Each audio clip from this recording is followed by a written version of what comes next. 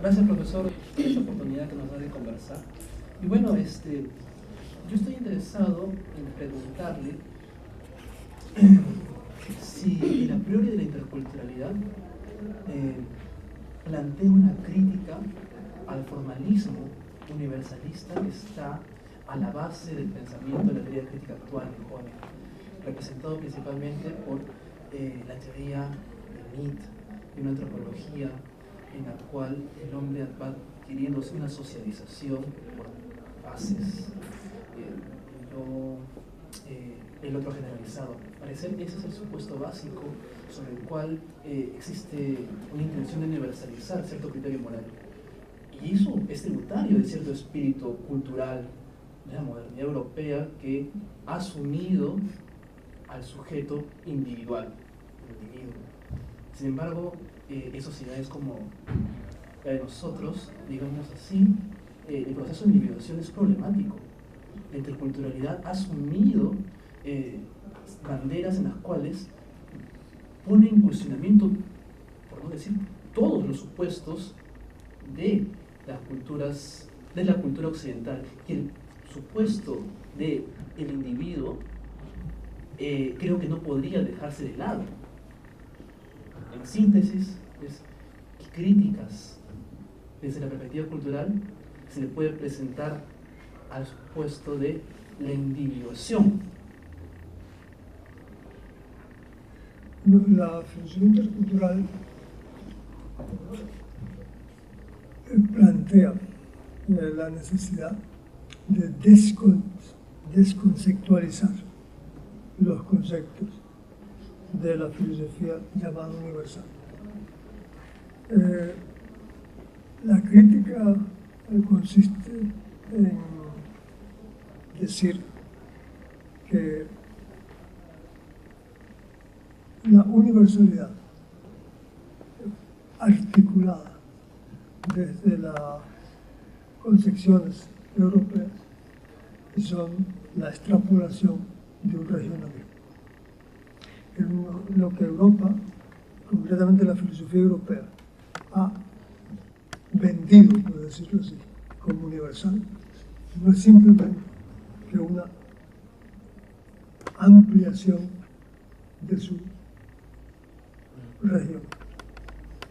Lo que nosotros criticamos en la universalidad europea no es la vocación de universalidad, sino lo poco universal que es la universalidad europea.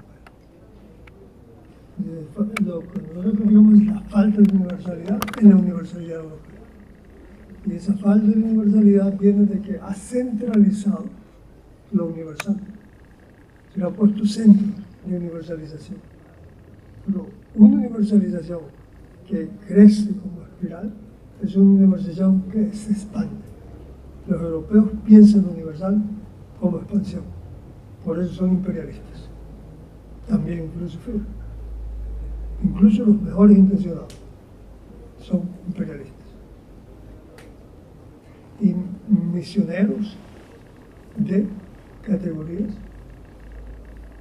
que ellos saben nunca de teorías culturales. La categoría de individuación, muy buen ejemplo. Muy buen ejemplo.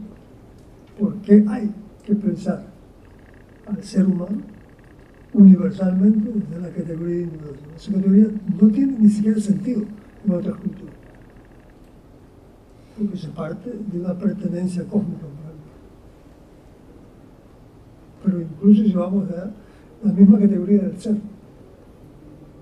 y un budista que no tiene ningún problema con la categoría de la nada, pero con el ser sí. Entonces hay que tener mucho cuidado con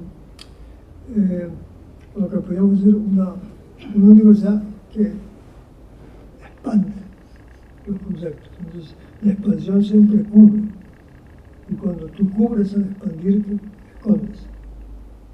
Entonces Europa tira como una manta sobre la superficie del mundo, y entonces la superficie del mundo parece universal, pero hay que ir que está debajo de la manta. La filosofía intercultural intenta llegar a lo que está debajo debajo de esa supuesta universalidad. Hoy no se habla de universal, se habla más bien de globalización, lo global. Se confunde lo global con lo universal. Pero lo global es lo mismo, es algo que se expande. Entonces, nosotros, en la filosofía intercultural, preferimos hablar de universalidad por intensidad. Para ser universales hay que ser intensos y no extensos, no extensivos. La intensidad nos arraiga en nuestra propia memoria y no ocupa el lugar del otro. El que vive intensamente no ocupa el lugar. Entra en sus propias experiencias y la comunicación profunda de la universidad se da en esa intensidad. Entonces, eso significa que habría que replantear el alcance de intensidad que tienen los conceptos creados por la filosofía europea y que nosotros muchas veces tomamos demasiado rápido. Los tomamos demasiado rápido. Antes de empezar a tomar conceptos, deberíamos de consultar nuestra propia intensidad, es decir, a los ritmos de intensidad. Es decir, qué comunicación ha habido en esa intensidad, nuestras memorias. Entonces, volviendo otra vez al ejemplo que nos muestro, ¿qué significó centrar la conceptualización, la comprensión antropológica del ser humano en torno a un proceso de individuación? ¿Qué significa? Buscar ese paradigma, el ser humano tiene que individuarse. La materia, por ejemplo, y la individuación de la materia, una separación de todo un orden material. El sujeto va creciendo y entonces se entiende la individuación o la subjetivización como un proceso de estrechamiento. Por eso luego hay que recuperar, cuando pierden las ideas de Descartes, etc. Por eso yo creo que es pretencioso decir que esa es la vía por la que el ser humano llega a ser sujeto, llega a ser persona. Son incluso las mismas categorías de sujeto, de personas. Hay que ver hasta cuál es el alcance cultural, ¿no? Y el arraigo cultural de esos conceptos. Entonces, nosotros planteamos la crítica a ese nivel conceptual, desconceptualizar los conceptos y aprender a pensar sin conceptos. ¿Sí? Aprender a pensar sin conceptos, muchas veces creemos que pensar es aprender a manejar conceptos. Entonces, aprender a pensar desde esa intensidad. Entonces, es lo que plantea la filosofía intercultural. La intensidad está en la memoria cultural. Un viaje hacia adentro, y luego abrirse. Una que está allá, la intensidad, hay un momento en que la intensidad cae. En un vacío. Quizás ese es la universalidad. Está desocupado todo. Si todo está ocupado, ¿dónde hay universalidad? Vaciar el mundo de las cosas, creo que es dicho muy rápidamente. Entonces, esa dialéctica viaja de lo intenso. Doctor, de repente generacionalmente mi pregunta va por otro interés, ¿no? Lo que quería era que tuviera, claro, están en varias obras de usted y de otros pasajes y entrevistas en relación a lo siguiente. Actualmente la filosofía intercultural, ¿cómo valora el aporte del marxismo en la necesidad de cambios económicos, políticos, teniendo en cuenta la caída del muro, ¿no?, del socialismo realmente existente, ¿Hay todavía cosas en el marxismo que puedan ser rescatadas o valoradas de alguna manera por la filosofía intercultural? ¿O ya no hay nada en el marxismo que pueda ser valioso? ¿Cómo han procesado eso? Las propuestas post-marxistas o neomarxistas, ¿cómo las ven? Mi pregunta iba por ese lado. Ahí, no sé si no sería el marxismo. Es una filosofía eurocéntrica. Fundamentalmente lo que corresponde a la filosofía de la historia. La filosofía de la historia del marxismo es eurocéntrica y no se puede utilizar en una filosofía intercultural. Ahora bien, decir que eso significa que el marxismo nada tiene que decir, eso es otra cosa. Y hay un diálogo dentro de la filosofía intercultural con posiciones marxistas. Con posiciones marxistas porque creemos que en el marxismo todavía hay incluso en la memoria de liberación de la humanidad que puede ser un aporte europeo al diálogo intercultural. No el marxismo como paradigma o el marxismo como filosofía a expandirse, a difundir, sino el marxismo como un posible aporte de la filosofía europea en un diálogo intercultural. Entonces, dentro de esa tradición, es decir, ¿qué aportaría el marxismo? ¿Qué podría aportar Europa a un diálogo intercultural?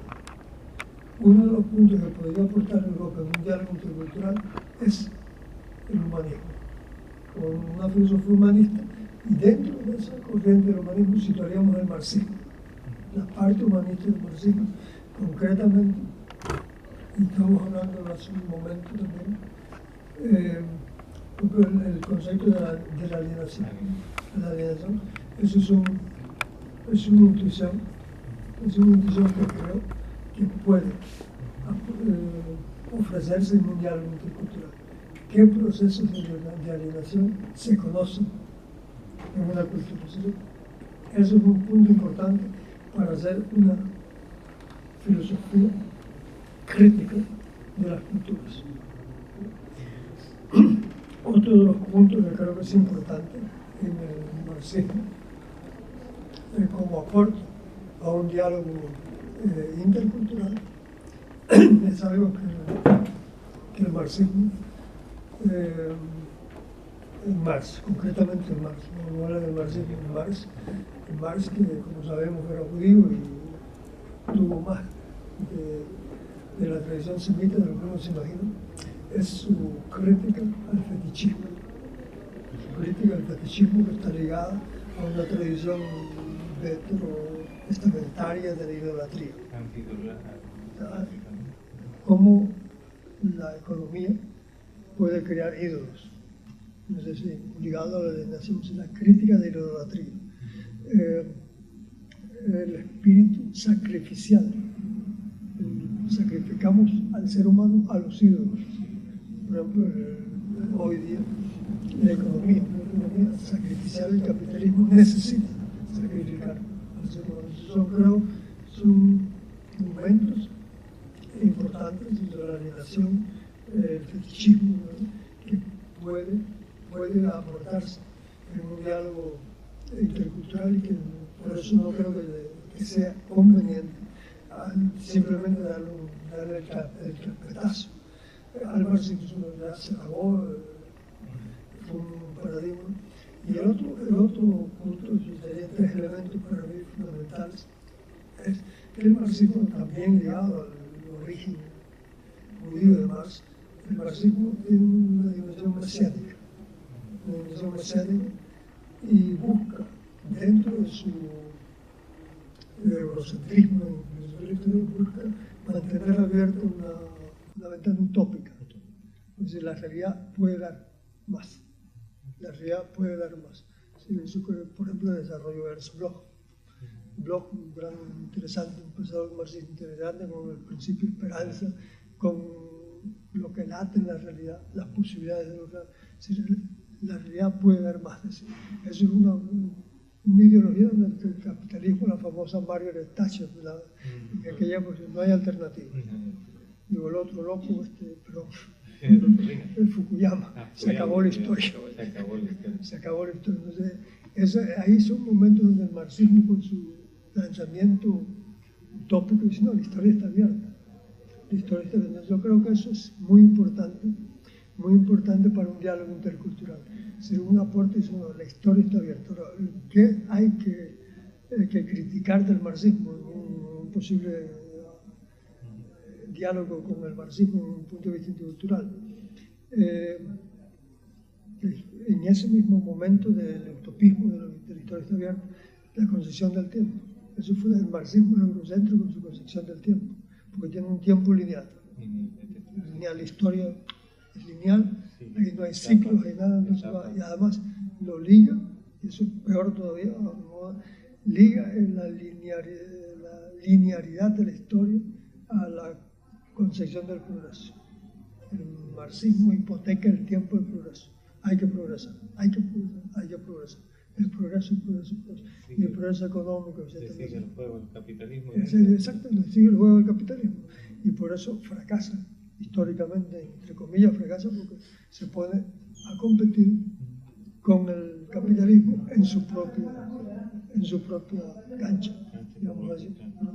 Entonces, no es, hablando no sale de esa lógica. No habla de la lógica, civilizatoriamente, el marxismo no llegó a representar una alternativa civilizatoria. Claro, son como primos hermanos de la modernidad. De la modernidad, exactamente. Los dos nacieron de ese gran paradigma, de la modernidad. Siguen anclados en esa concepción del tiempo, la idea de progreso, y lo mismo la técnica, la valoración de la técnica occidental en el marxismo. Sí, entonces son momentos críticos, pero digo, no debería de llevar esto a decir: hay que darle el carpetazo y salimos adelante. Yo creo que lo importante es esa corrección del tiempo. Hay un ajuste por un diálogo intercultural, porque también podemos decir que la historia como lo único donde se mueve la humanidad, no la única dimensión en la que se mueve la humanidad. Hay que pluralizar también los conceptos de historia y de tiempo.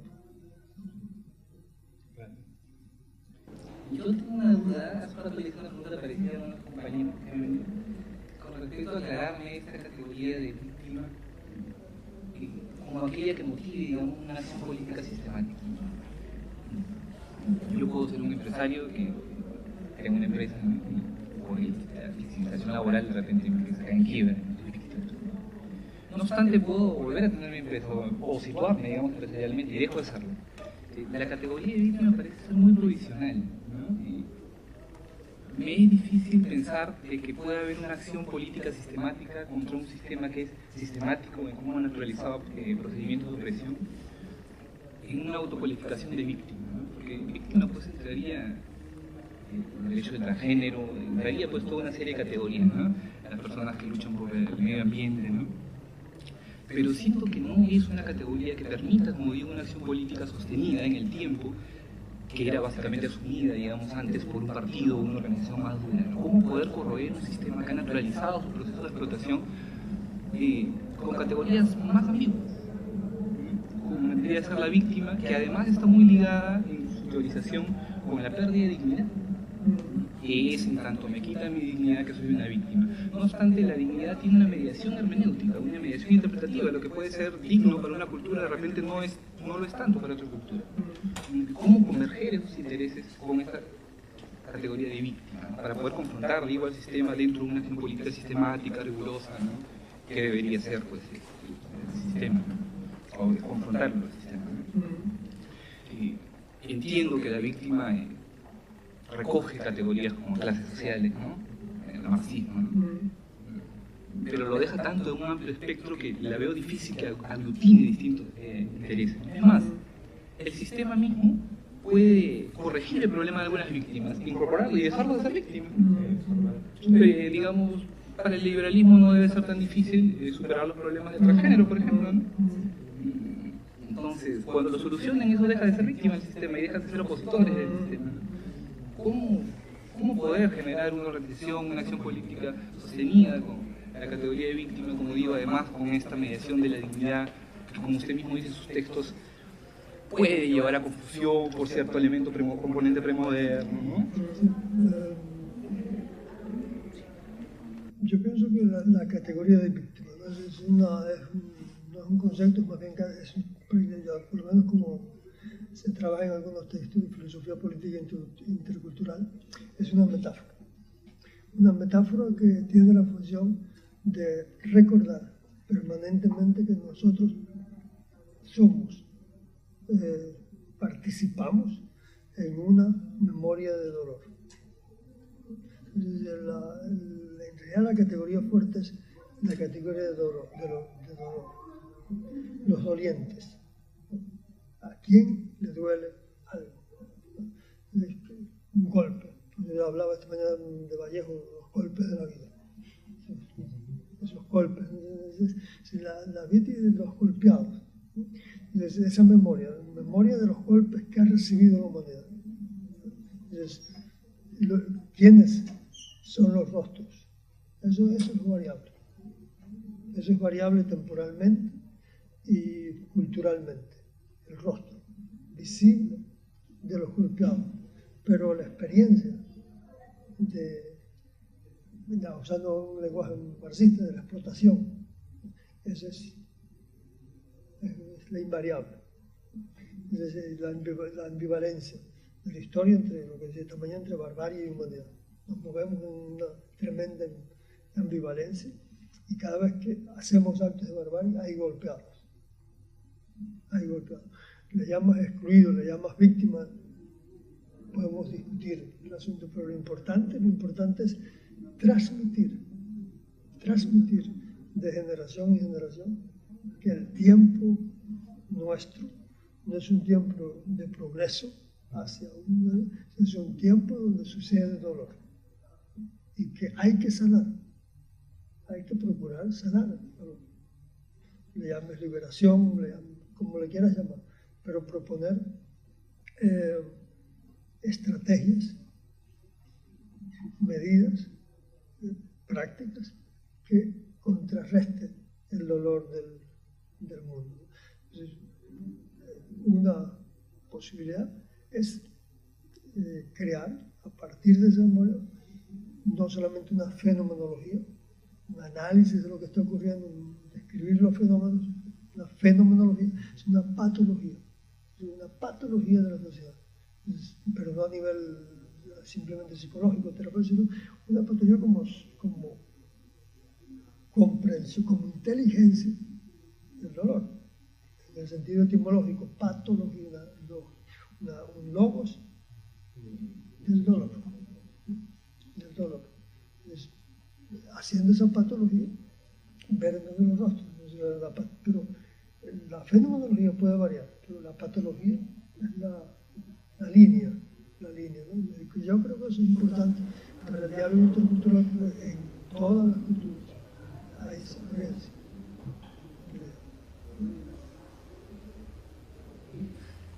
Sí, estaba recordando en este momento la ponencia, la mañana de José Vio, cuando hablaba sobre esta cuestión de cómo lo que se quiere que en este mundo se abarque todo el mundo, ¿no? que tiene que ver con esta cuestión del diálogo intercultural. Entonces, lo que yo quiero más o menos relacionar es cómo la crítica de la modernidad a través del diálogo intercultural puede dar una salida, digamos, civilizada, ¿no? para todas las culturas, ¿no es cierto? Dentro de la crítica, por ejemplo, de Aníbal Quijano, ¿no? Él considera, por ejemplo, que la modernidad que se ha expandido, ¿no? Es una modernidad europea, es una modernidad eurocéntrica, ¿no? Pero que no necesariamente es la única posibilidad de modernidad, ¿no? Bajo esta idea de que el diálogo intercultural nos abre a otros mundos posibles. Entonces, es posible una modernidad de otro tipo, ¿no? ¿Hasta qué punto, digamos, dentro de la agenda del diálogo intercultural es posible pensar en otros tipos de modernidades? Esa es mi pregunta. Sí, en realidad la modernidad hay múltiples modernidades. Todo hemos conocido un análisis. Lo que sí hay que pensar al mismo tiempo es que la modernidad misma es una tradición. ¿Qué tradición se impone? No se impone simplemente una modernidad eurocéntrica, se impone una modernidad capitalista que tiene un interés central en una formación económica expansiva, y la modernización de la humanidad se hace en función de la expansión y la consolidación de una formación económica. Entonces, modernizar es industrializar. No hay modernidad sin industria. Y ahí es donde tú tienes que ver interculturalmente, ¿no? ¿Quién da ese paso? Se vincula a modernizar e industrializar. O modernizar y progreso. Esa sería la corrección que podía aportar un diálogo intercultural. Desligar modernidad e industrialismo. Entonces ahí, por ejemplo, hay la misma cultura europea. Tiene varios modelos. El barroco. Pudo ser otra modernidad. El barroco. El romanticismo, el llamado romanticismo, los románticos. Está en este mundo, un nostálgico. El romanticismo es una respuesta a esa modernidad industrial. El socialismo utópico. Son posibles maneras, pero es que lo que se pone en cuestión no es el concepto, sino la necesidad de que haya que pasar por esas etapas. Se veía moderno, premoderno, postmoderno. Exacto. En el fondo hay que. En el fondo la cuestión más filosófica, más fuerte, es quizás hacer una filosofía del tiempo, una filosofía intercultural del tiempo, que te saque de esas etiquetas antigua, moderna, postmoderna. Interesante. La última pregunta. Trata acerca de la identidad de forma dialógica, ¿no?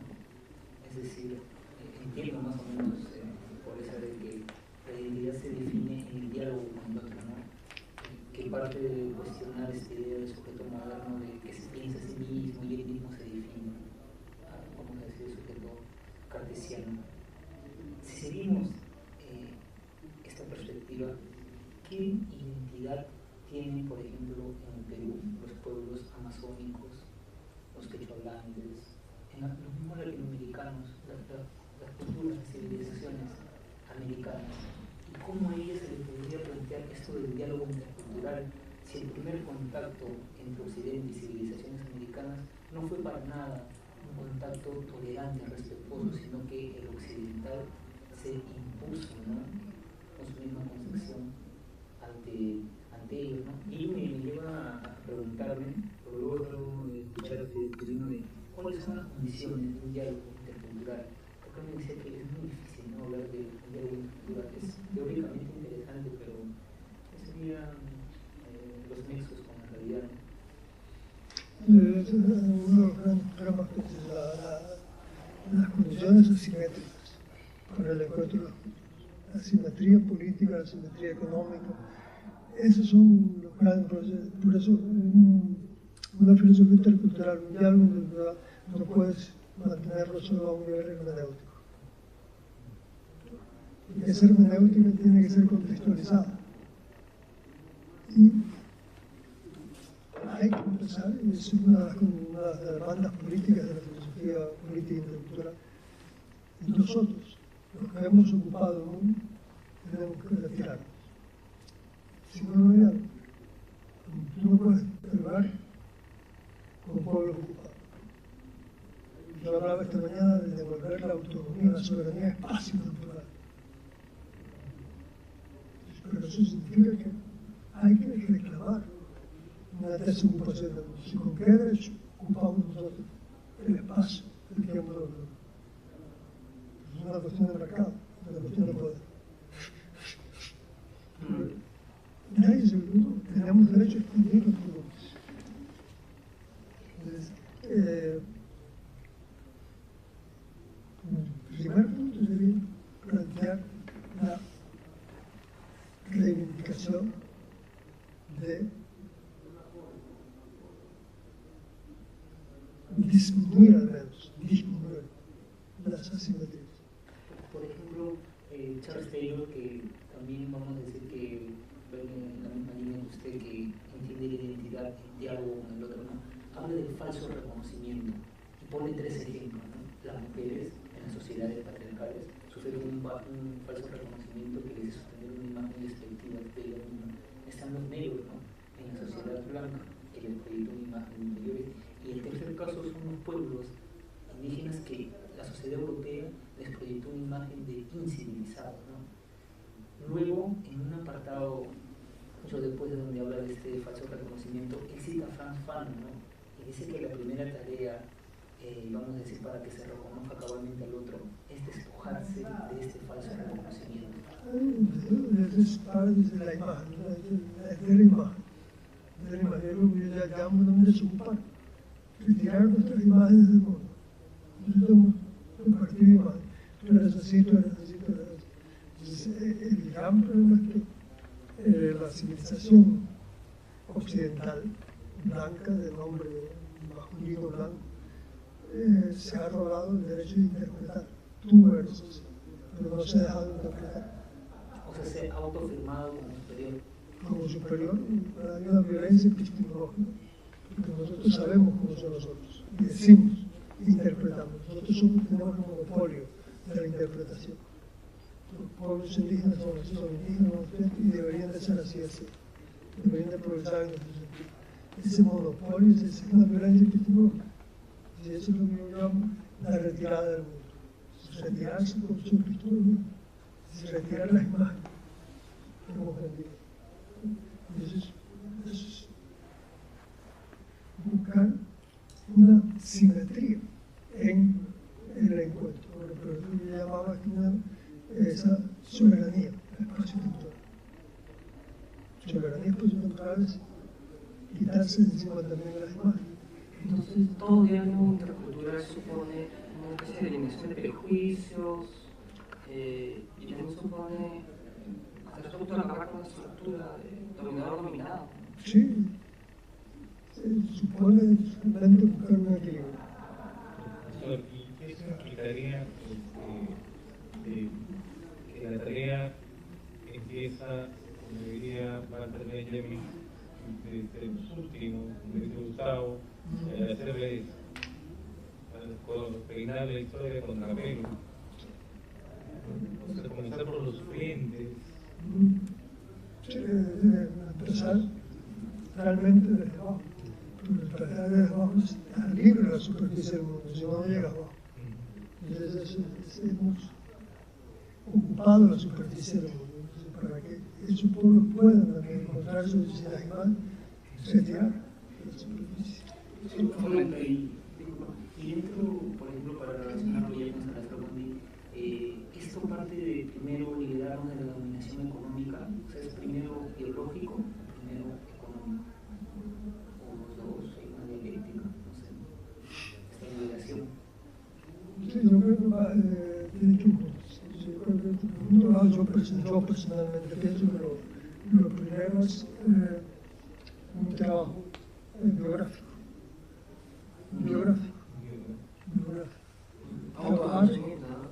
Trabajar nuestras propias biografías.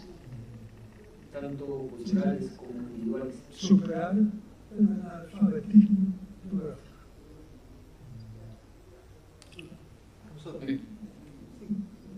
Profesor Jornet, bueno, dispénsenme si de repente estoy generalizando, pero he leído, bueno, no toda su obra, que es amplia, pero cuando la reviso hago una evaluación y llego a una conclusión que quizás no esté de acuerdo, pero pienso que más que un plan, entiendo que usted dice que son pistas de trabajo, llegar a una racionalidad intercultural, un pensar intercultural, una filosofía intercultural propiamente, entiendo que no habla propiamente de una filosofía, sino de pistas, ¿no? Convergencia de intereses, de programas, ¿no?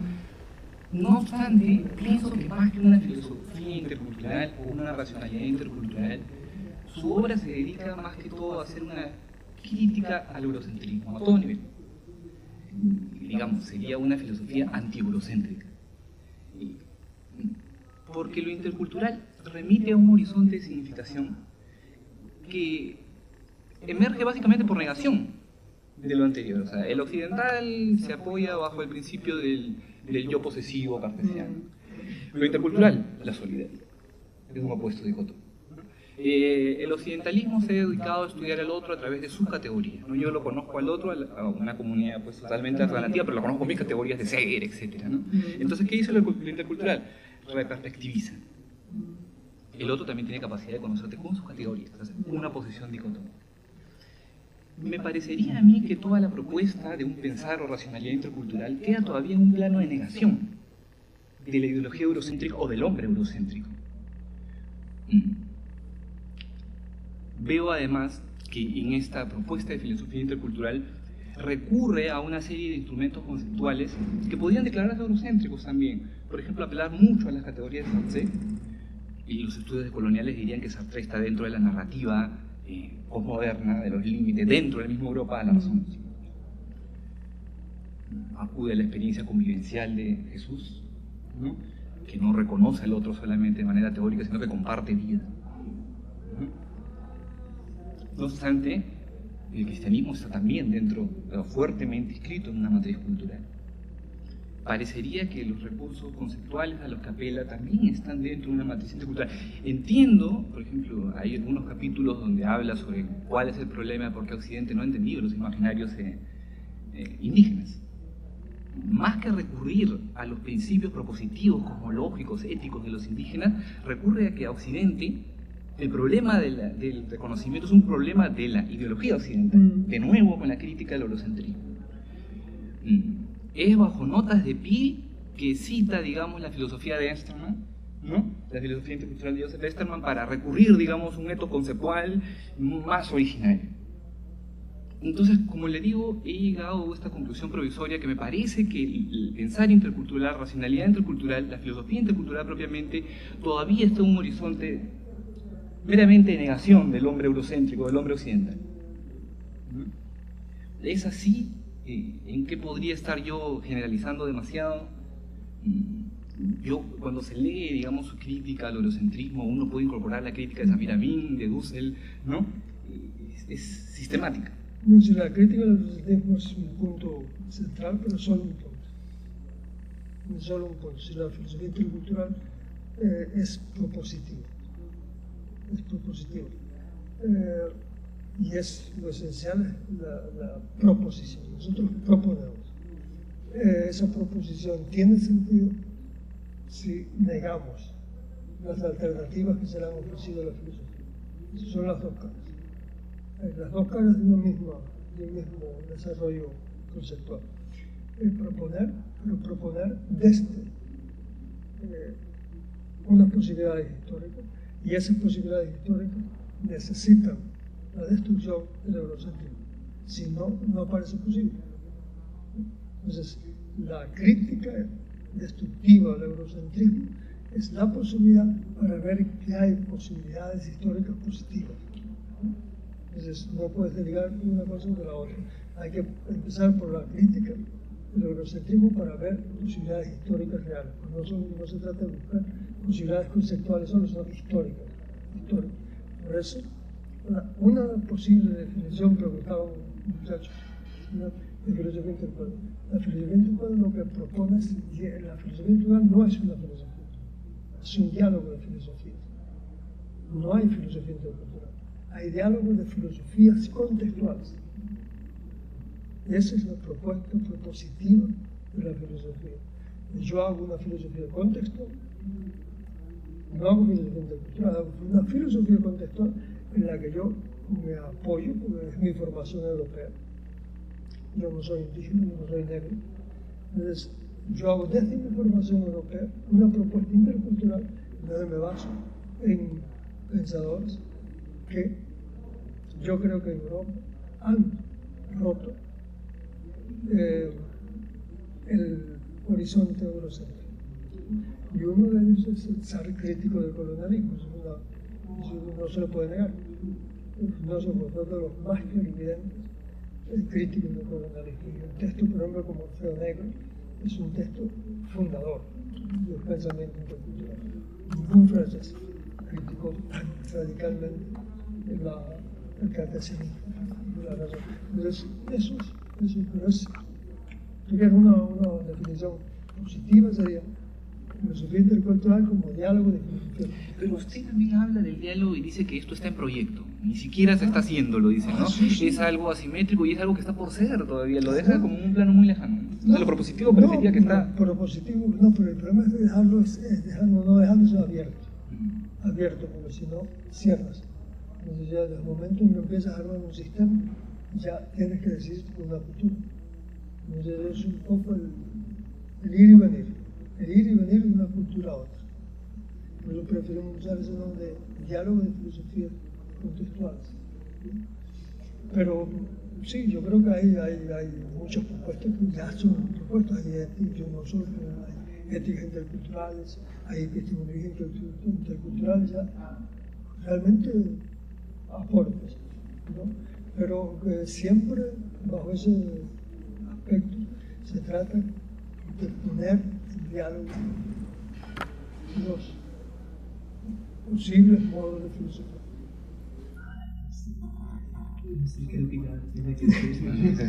Creo, ¿no? Muchas gracias.